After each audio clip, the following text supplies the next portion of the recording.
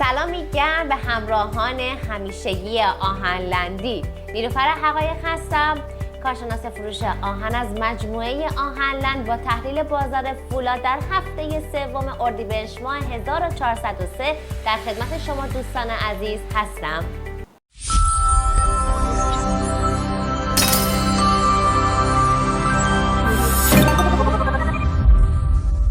بازار فولاد در این هفته در ادامه کاهش روند قیمت دلار به کانال 60,000 تومان در اکثر کارخونه ها با یک روند کاهشی همراه بود، ولی همچنان تقاضا در بازار ضعیف بود. قبل از ادامه تحلیل این پست را مثل همیشه لایک کنید و با دوستای خود به اشتراک بذارید. قیمت میلیگرد و تیراهن در این روزها به پایین ترین سطح خودشون در چند ماه گذشته رسیده و در معاملات این هفته در بورس کالا حتی ارزهای اعتباری هم بدون هیچ رقابتی معامله شد.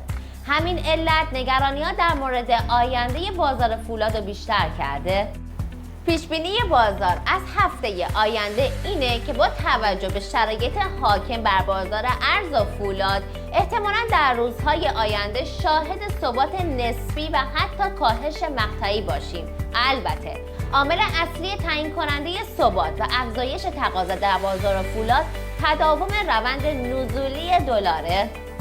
خب طبق معمول سری بزنیم به بازار مالی. شاخص بورس با کاهش 11,853,000 واحدی به محدوده 2,219,000 واحدی رسید.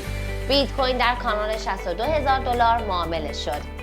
دوست دارم نظراتتون رو در مورد بازار در هفته آینده برای من کامنت کنید. آخر هفته خیلی خوبی داشته باشید. بدرود.